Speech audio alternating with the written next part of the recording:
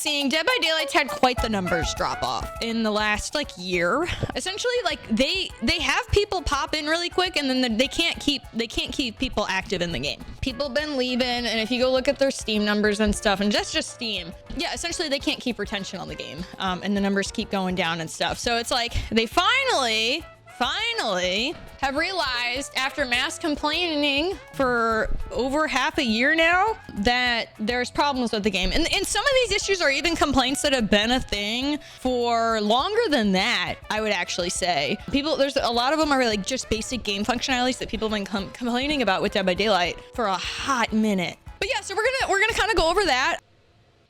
Do you suffer from a lack of a father figure? So they finally basically admitted that they're going to fix the quality of life in the game. So I'm really curious to see what all of that entails, because there's a pretty long, lengthy Reddit post. If you don't know, I've been kind of complaining. Actually, I complained before they even put the base kit Mori change in.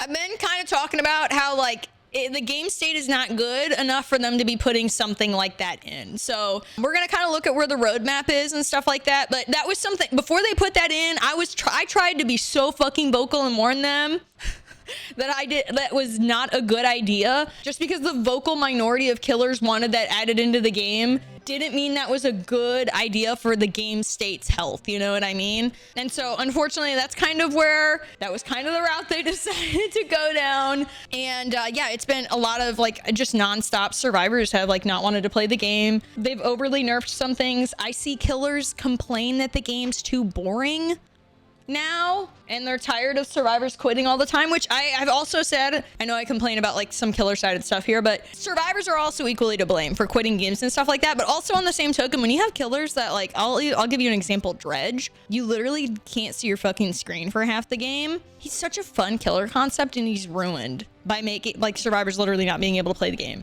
So when there's stuff like that they refuse to fix, like, and then we wonder why there's such like a go next epidemic, or people quitting the game and then having to get replaced by bots, and it's just a slew of messes. But yeah, I'm really curious to read this and see what the Reddit post expands on. So I'm excited though. You got murdered by a Huntress running Rancor this morning because she got mad at me for the gens being done while I hit her with a pallet and escaped her chase 3 times. So I'm giving the game a break. I don't blame you. There's also, I don't know if you guys are aware of this, there is a killer, apparently very known killer exploit in the game, that if you're essentially a higher end killer or you're a killer main, apparently this is it's very known. I didn't know this was a thing until TikTok. So there is, oh, I forgot to put my chains on today. While I do that, essentially when you're a killer, it's a similar concept to Blight. That's the easiest way I can kind of explain it. So you know how Blight like bounces off of objects? Killers do the same thing to negate your pallet stuns working. And what I mean by that is, you know when you use a pallet and it's supposed to prevent you from getting hit when the killer goes to hit you, to do an M1 hit on you, okay? There are a chunk of killers in the game that are aware that if at the start of their swing, before they fully round the part of the maze, so actually let me pull out MS Paint for this. So they're aware, and again, I found this out because there was a killer promoting it on TikTok, and he outright called it an exploit as well. And he does this and was promoting killers to use this, okay? I can't remember his name, but he's a killer main and was saying like, this is a big skill curve for playing killer, that people like, this is what you do when you get good at the game. Anyways, so essentially what you have, normally you have maze setups in Dead by Daylight, okay? They're kind of like this, but you normally run around them, and there's a pallet. That's not a good color for this. There's a pallet, right, that normally sits against the wall. Okay, so normally let's just say the survivor's over here, and we're gonna put the killer over here. There's survivors in this area. So normally they do round and round, they'll do loops. Okay, well, if the killer is right around this area, see there's survivors starting to go this way. Okay, the killer is starting to wrap around.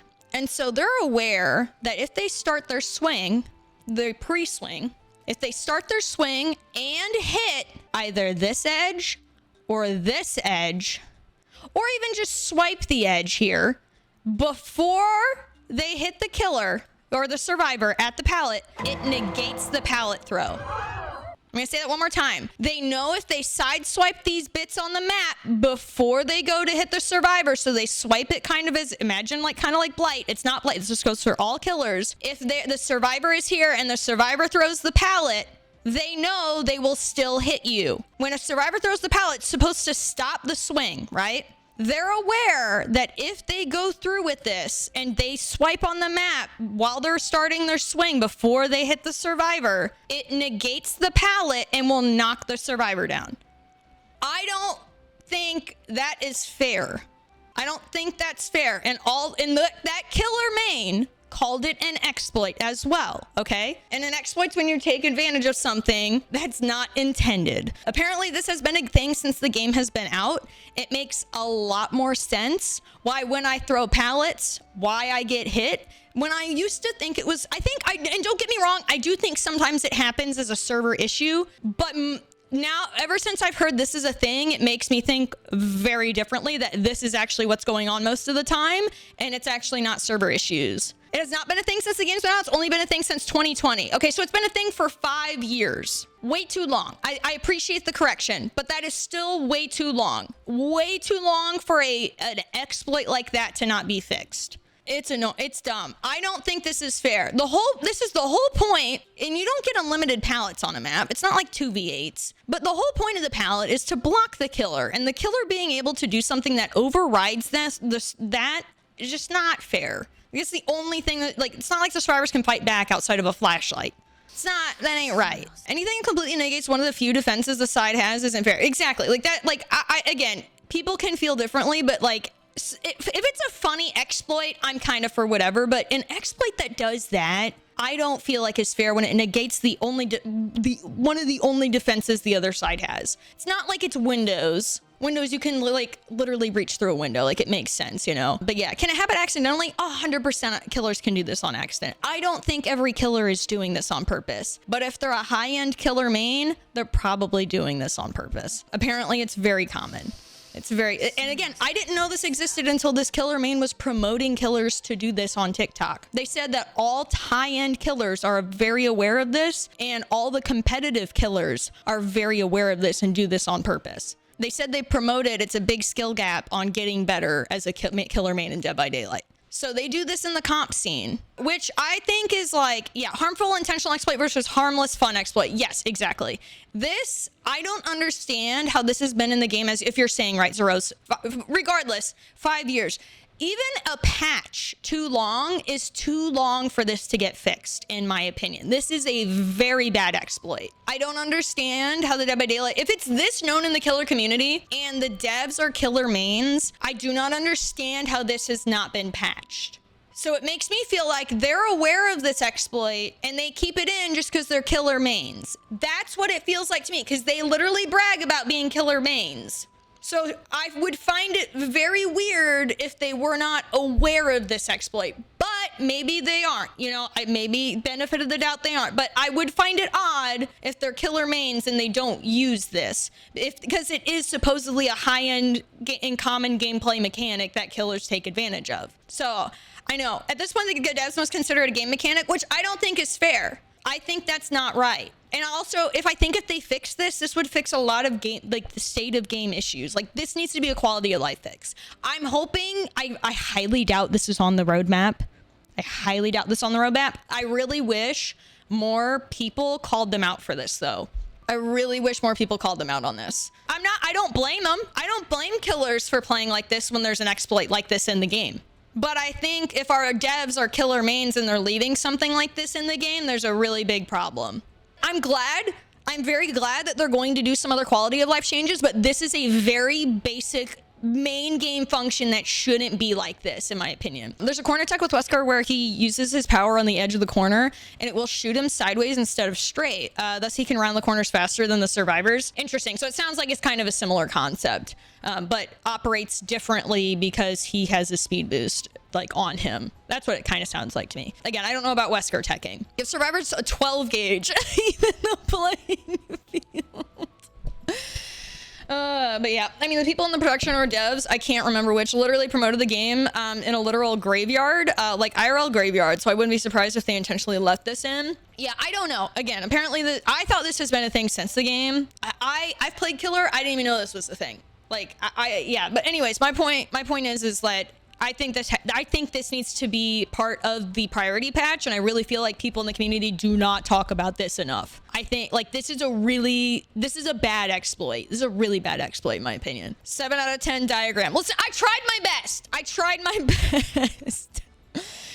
No, it's just it really is quite frustrating. Something like that shouldn't. It's a basic game functionality. It just like, yeah, man, it's one of your main line of defense. I would argue pallet stuns are, I mean, I really feel like, especially as a new player, that's your only defense option on top of it. So if you're also trying the barrier to entry to get new survivors into the game, and if this is happening to them all the time and they really only know how to use pallets at first, windows are like a weird concept to them, learning how to run the windows, right? Like I would say that's a little bit of a skill curve learning at the start of learning survivor. They understand the pallet throwing more or less right off the bat. Are they panicking? Yes, but they understand more or less the pallet throwing. So you're already fucking the barrier to entry for survivors and getting people to stick in the game with that. Like that really doesn't help matters. On top of it, and most people just think the server's bad. So it's like there's also that on top of it. So it's like, at what point do survivors get exhausted from what they think are server issues, and then, you know, the toxicity and shit on top of it. So it's just like, it's weird. I don't know. I will say they didn't respond to me,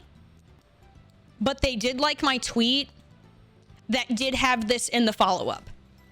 I'm hoping to fucking God, since they liked this tweet after I had tweeted this shit out, I'm hoping they read the full thread. I'm really hoping they read the full thread. But they did go and like that tweet, so I'm hoping there's a chance they saw it.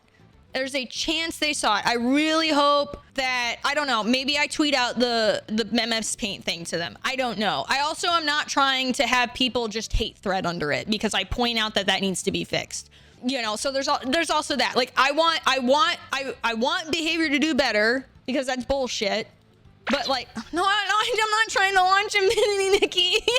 But I'm also not trying to have people get mad at me because I'm pointing out that they should fix an exploit. Like, there are people in the community, this goes for any game, but there are people in the community where, like, just because you point out a killer issue, they're like, oh, typical fucking whiny survivor. And it's like, no, like, brother, come on, my brother in Christ. Like, you know what I mean? Like, it's, and it's especially prominent, like, in the Dead by Daylight community. It's why Dead by Daylight's always in such a fucking dog shit state, partially, in my opinion, because it's like, there's this stupid, like, there's people so fucking fixated on this community of killers versus survivor mindset versus actually, like, versus actually considering what someone else says for constructive feedback, and it plagues the fuck out of this community. I hate it so much. Yeah, it's like people trying to war with Xbox or consoles versus PC or Xbox versus PlayStation. It's the same stupid brain rot mentality. I hate it so much.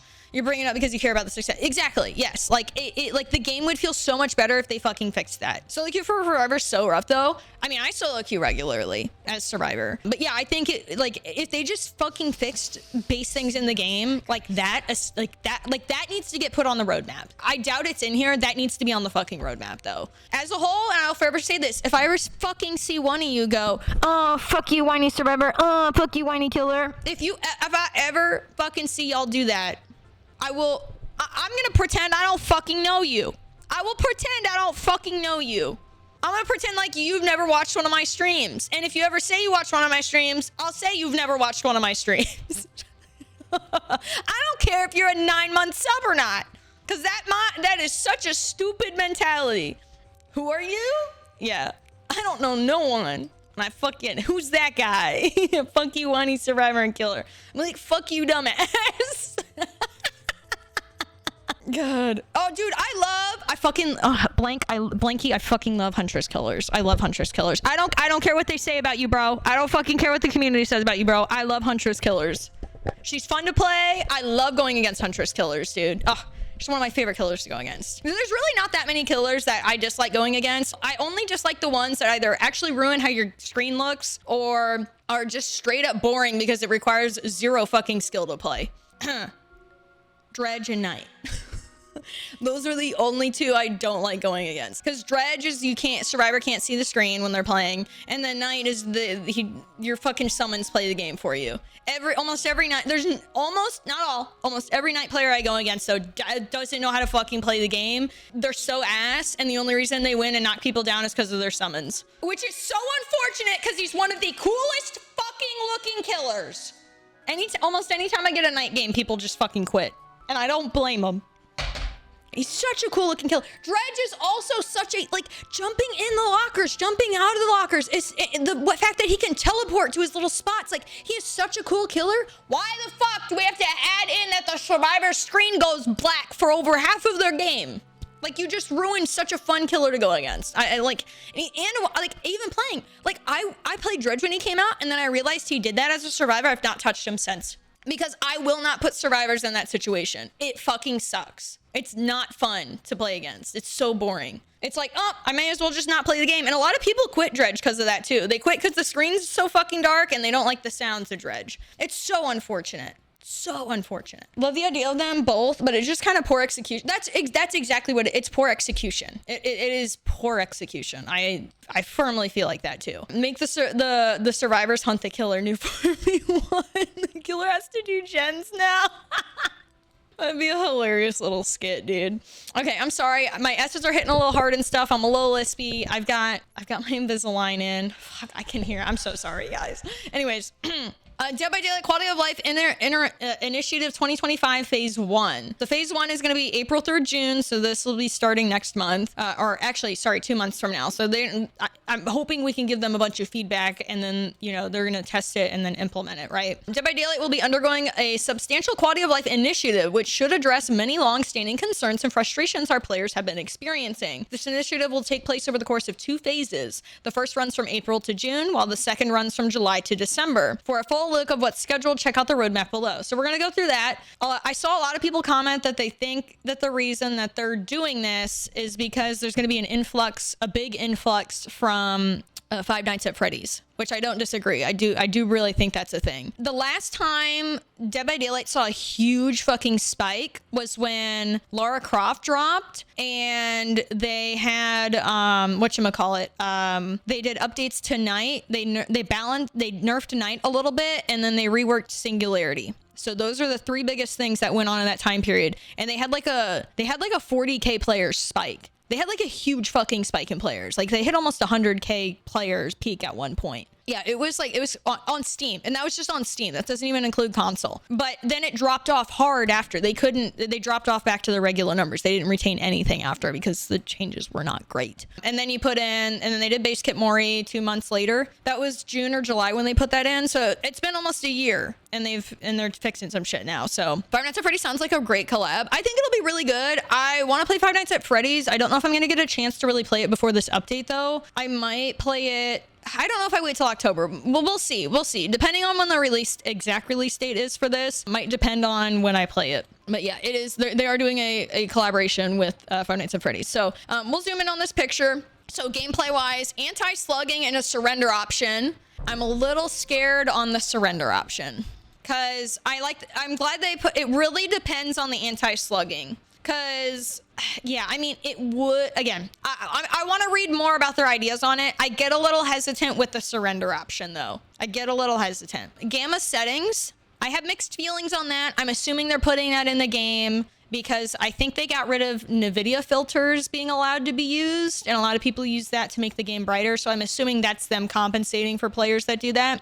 I think it kind of ruins the fun having that on, but like I understand some people are really competitive and like boosting that up. So, you know, more power to them if that's how they want to play. It's just, I don't think it's really any different than, do I think it's silly? Yes, but like I understand why it's in the game. You know what I mean? It's the same as when people in BR games or FPS games turn down foliage so that they can see people and they can't hide in the grass and shit on their screen. Hiding and go next prevention.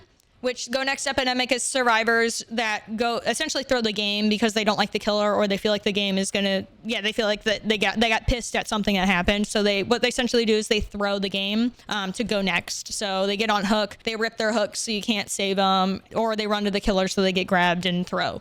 essentially is what that is. Rather than alt F4ing and having a bot take over. Hiding and body blocking prevention.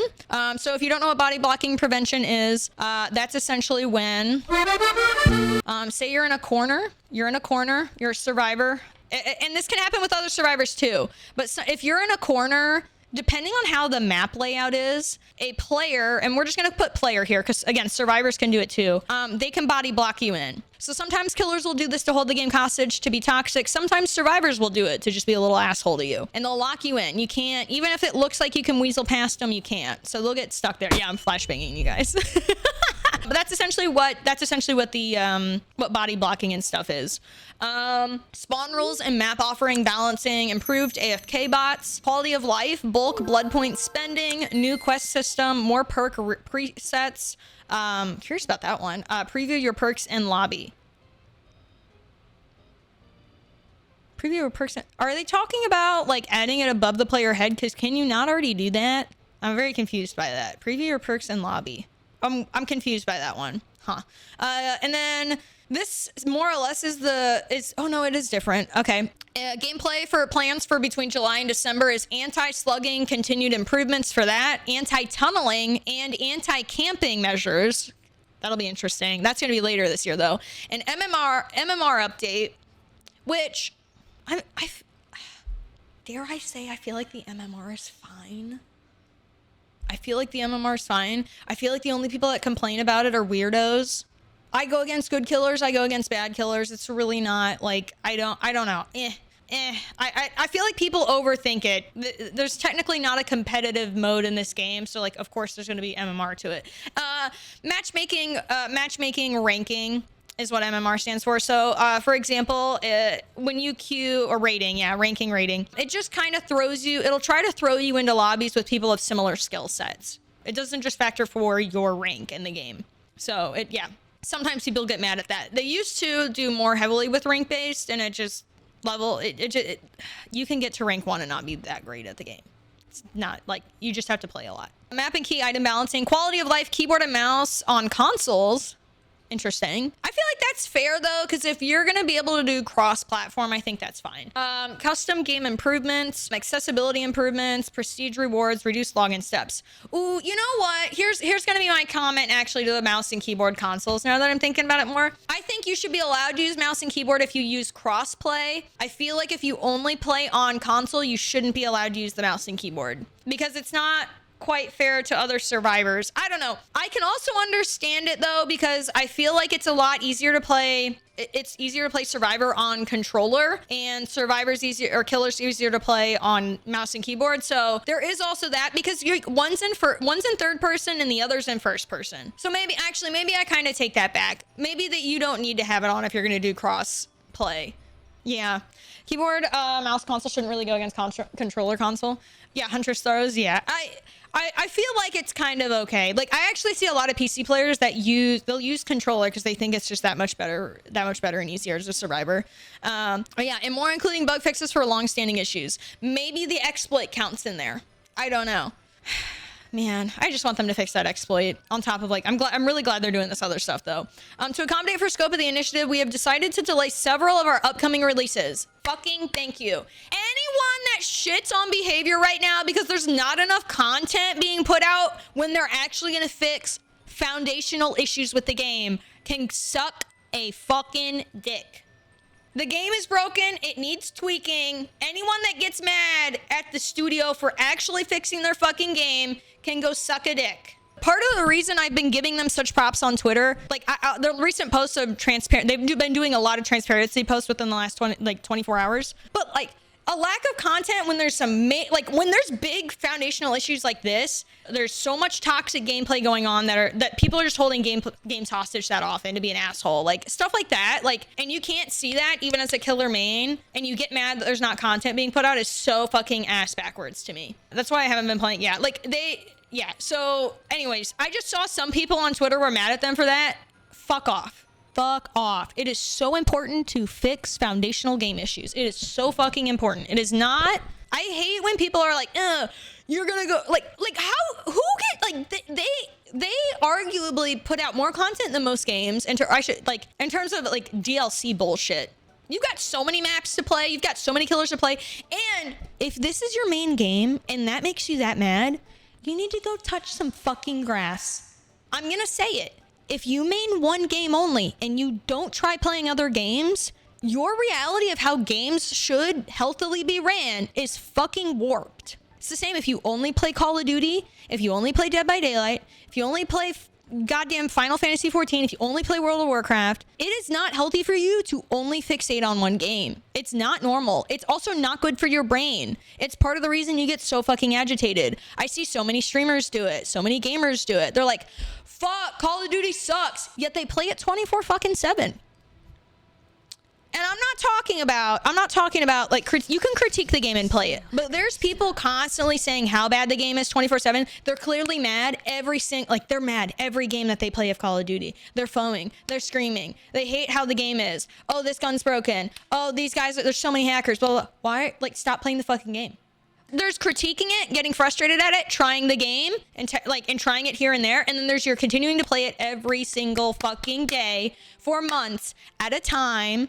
And you're still complaining of the same shit and making it everybody else's problem when it is not everybody else's fucking problem. Like, I hate gamers that are like that, man. Go touch some fucking grass, play another game. I promise you there's other fantastic games out there that you can play. At that point, just grow up. No, literally, you're right. Yeah, it is a lack of maturity is what it partially is. It's also just like, I mean, it is a lack of maturity, whether it's intended to be toxic or not. Because like, at some point you need to realize like, hey, I'm playing this too much. I'm unhappy with this. Let's go try something else.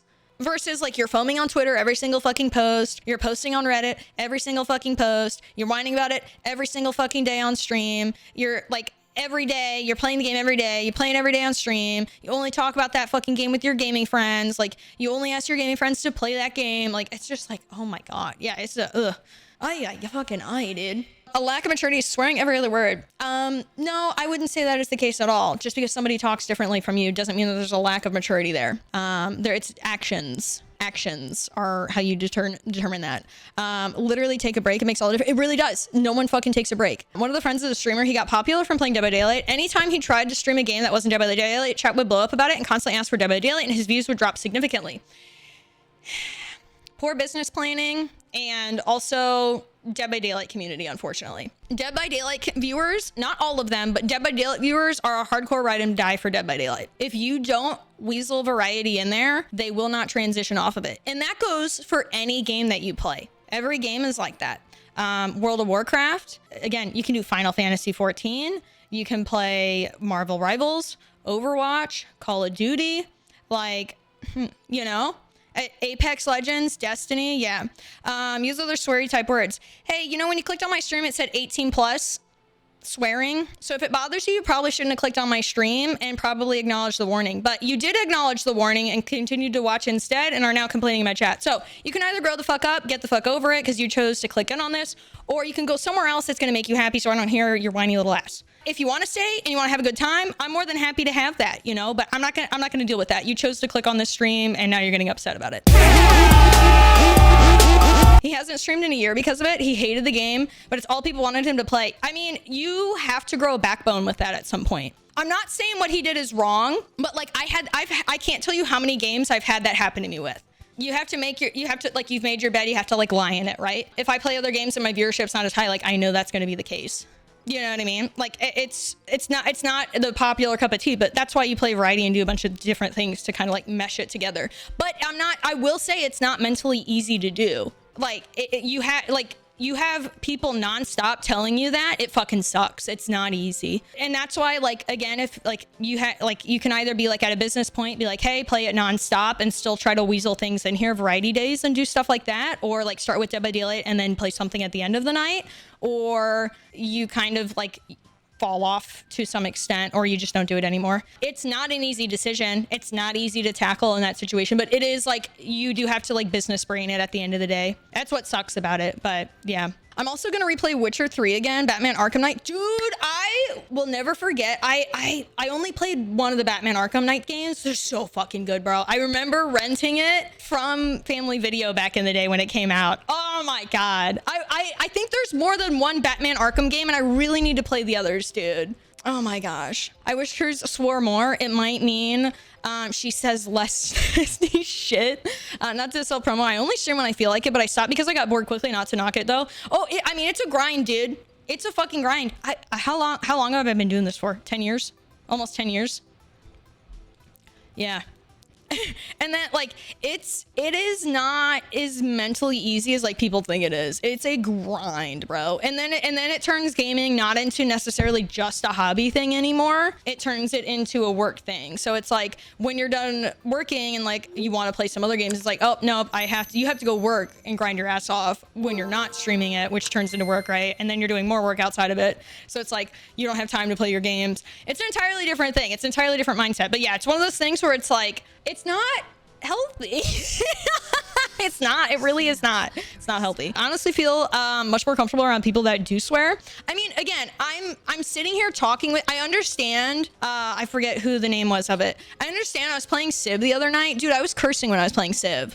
I just don't think you were like really paying attention. Was I not talking as fast? 100%, because I was trying to learn a new game that was giving me paragraphs of knowledge at a time that I had to read. And it was an entirely new game, a strategy game that I was trying to learn. So like, I'm sitting here, I'm talking with my chat, I'm talking about a game I do know a fucking ton about, and I'm gonna talk about it. I'm talking about it, you know? I'm sitting here, I'm yapping. That's gonna, if this is not your thing and you're looking for me to play more Civ and just like be super quiet and like super zoned in, probably not my stream. No, it's not what my content is 99% of the time. I play Baldur's Gate. I played the fuck out of Baldur's Gate yesterday. I still cursed when I played that. Like, I think you caught me on a stream and you probably weren't listening as much as you thought you were. Which is totally fine. That happens. But it did say that was your first time talking in chat. So I assumed that was not your first stream that you watched. You know what I mean? So, and hey, if this is not what it is for you, that's totally fine. But I don't think it's fair to come in here that when you've been given those warnings and like come at me for that. It's just, there's no reason to dwell on it, you know? But yeah, anyways, I want to continue into these Dead by Daylight updates. We got sidetracked here. So in accommodate for the scope of this initiative, we have decided to delay several of our upcoming releases, including chapters, rifts, events, modifiers, and collections. That means that there will not be a PTB tomorrow, but the rest assured that we did not make this decision lightly. We feel confident that delaying our upcoming releases to prioritize this quality of life initiative will ultimately make Dead by Daylight stronger than ever. We're always listening to our players, and this has been a long time coming. Looking for a more comprehensive breakdown of everything lined up in phase 1? We've got you covered. Sick. Oh, another point, I'll say one more thing actually. Like if I don't care when people are like, I'll go talk to people and they like overly censor themselves. Just because I'm not a fan of that, I don't complain about it. I know like you talk and act differently depending on who you're around. If I'm around a bunch of people and kids and stuff, like I'm not gonna talk like that, right? But I am in my space and I'm just big chilling and I'm fucking gaming and I'm just relaxed and doing my thing. Like I'm going to talk to, and I'm an 18 plus stream. I'm going to do my thing, right? So I do want to acknowledge that. Do I not talk like this 100% of the time? Definitely. But if I'm around kids, if I'm around religious people where I know that they don't talk like that and they're uncomfortable with that, I won't do it. If I get around my aunt who I'm 100% comfortable with and she, you know, she doesn't give a fuck about shit, I'll talk the same. But if I'm going and hanging out with my grandma who is Catholic, you know, I'm not gonna talk like that around grandma. I'm not gonna do that to my grandma. You know what I mean? Do I talk differently? Yeah, but it also means there's certain humor things I can't make jokes with grandma about. Yet grandma went and dated 5 guys at one point. The fuck, grandma? Yeah, know your audience, exactly. Grandma likes to pretend she never had sex, bro. It's so funny. We're like, Grandma, how'd you have 5 kids? Well, it's so funny, bro. Grandma's so funny. Yeah, I'll never forget the day she told us that. I was going steady with 5 guys. Grandma, run that back? What the fuck? What do you mean you were going steady with 5 guys? The room I've never heard, and I got loud family, man. I've never heard, and they censor them. They all censor themselves pretty good for the most part. I've never heard so many curse words and fucking flip outs, and it was all women in a matter of 5 seconds. It was insane, bro. We were like, Grandma, tell us more. And my grandma is Lutheran and she swears more and says more out of pocket stuff more than I. How dare she? I'm reporting her to God. Dragging these to the 500 bits. I appreciate it. Okay, anyways. Okay, looking more of a comprehensive breakdown for phase 1. We've got you covered. Surrender state. The team has been working on a surrender feature, which should limit the player frustration on both sides. To get it right, we first needed to identify the situations. God, the lisp is getting me. Where it can be used most appropriate, leading us into 2 scenarios. All remaining survivors have been slugged. Survivor. Okay. Or all remaining survivors are bots. Killer.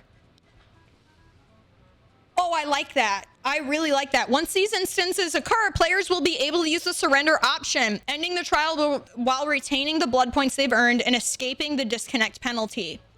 That's great. Oh my God. That's amazing.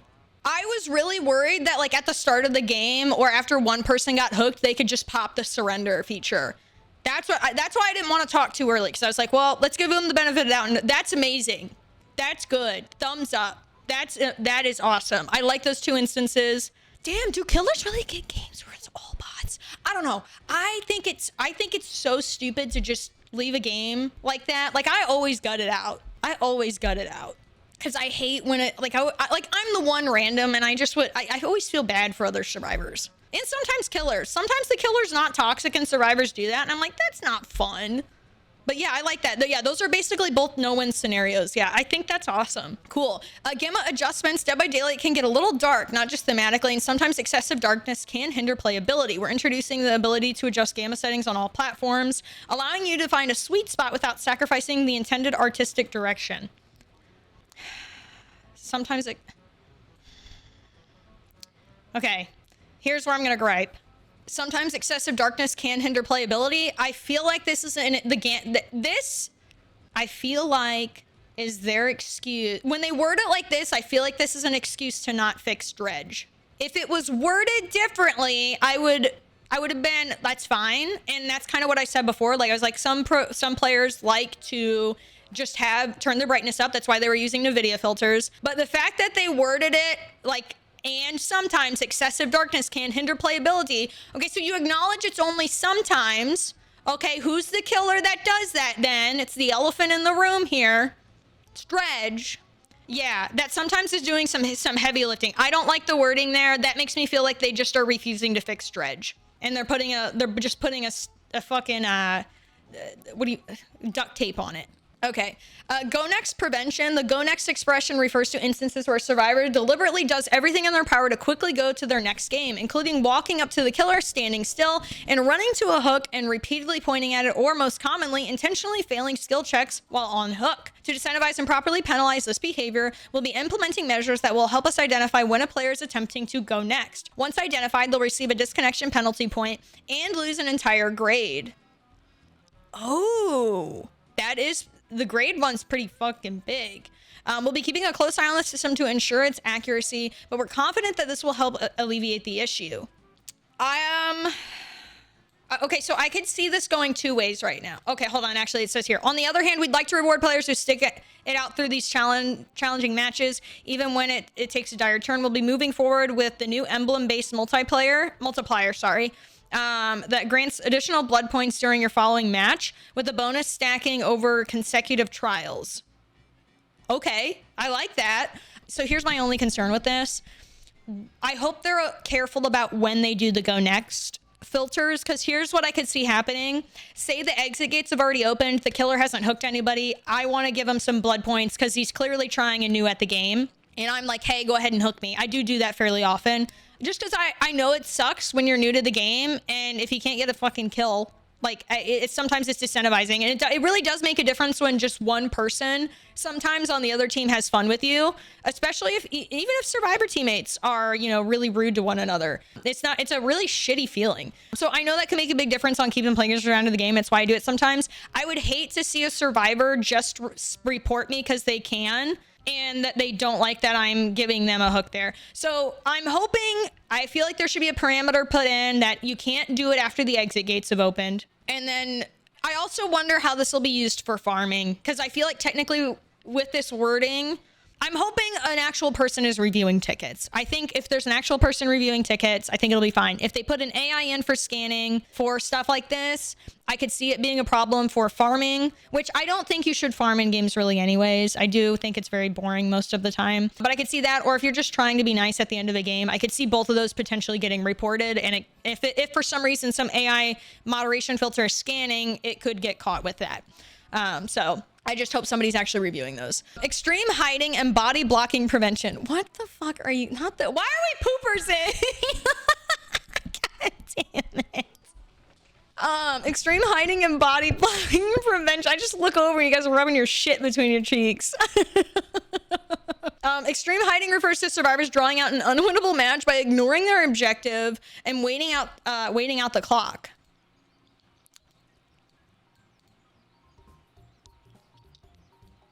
But like, I don't know how I feel about that definition entirely. If it's a survivor doing this and they're not playing with their teammates, I 100% agree. Again, the wording gets a little hairy where it's like, well, technically, if like you're trying to wait out because the killer is camping the hook at the end game, then it could be considered extreme hiding when you're just trying to wait for the proper opportunity to go and get that unhook.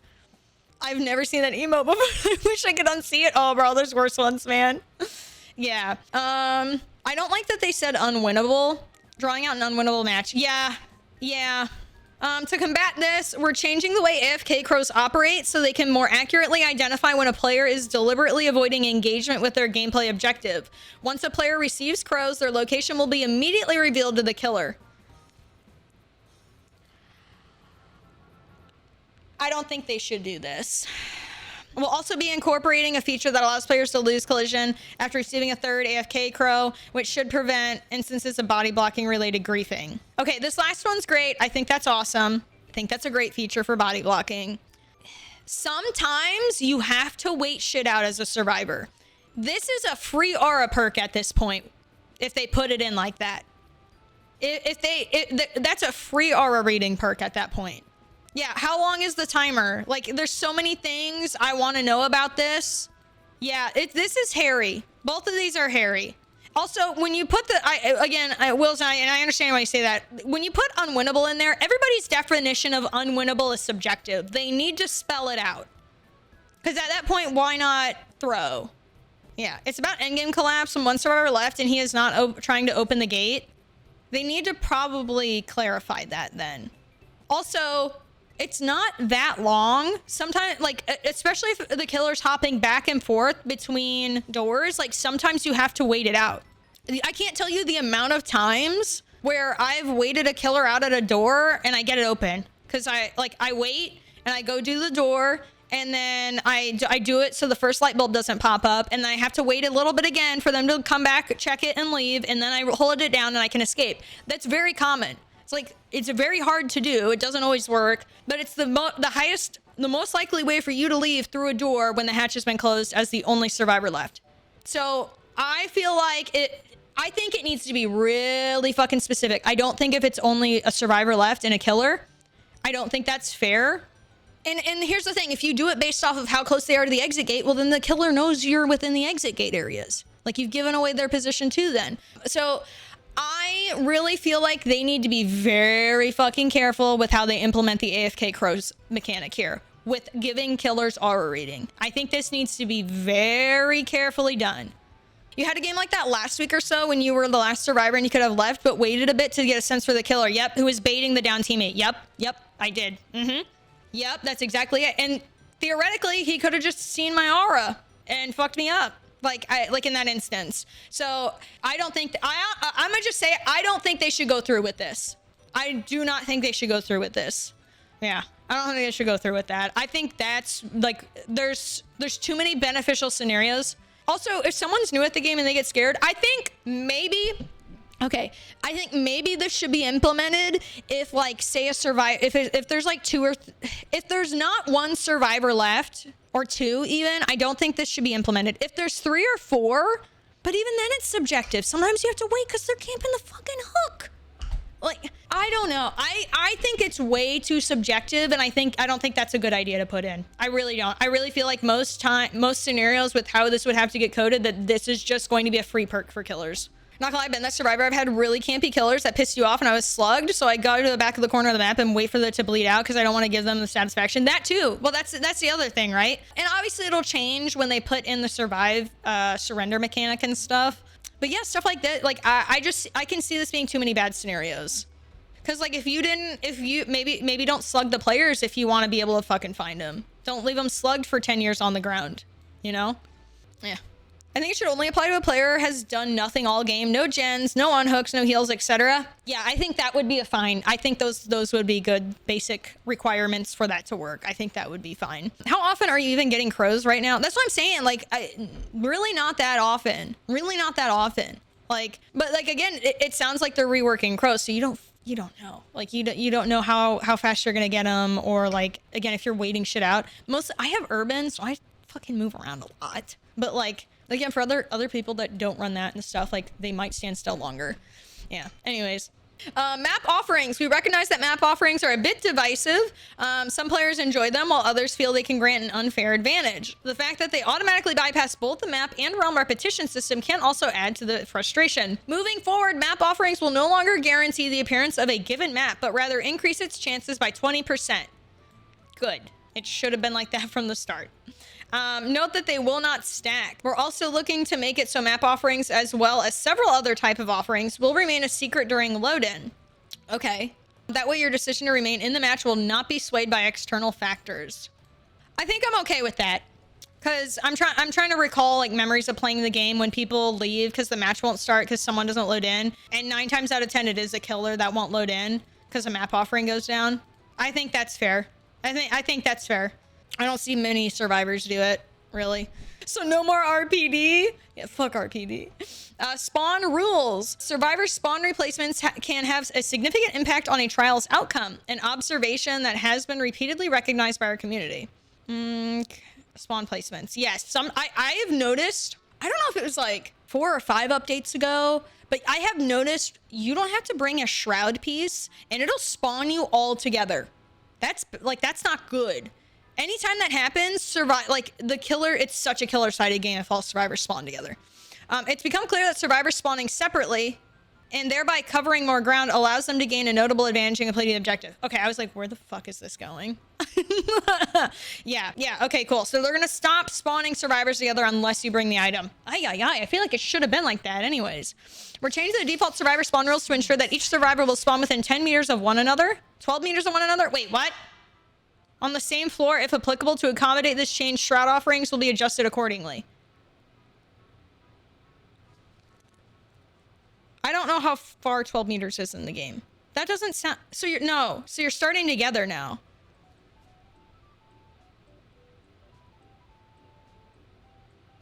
I feel like it's the opposite anytime I play with a group. Yeah. I don't like that change. I don't think this is a... I notice it to be the complete opposite. Personally. I don't like that one. I don't like the spawn rules change. I mean, they have the stats, but I mean, any of my other games feel otherwise.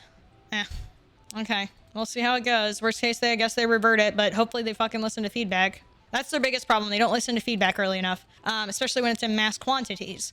Improved AFK bot detection. Players that use AFK bots can be frustrating to have in your trial, and we're working on improvements to our detection system so that they can quickly identify and penalize them accordingly.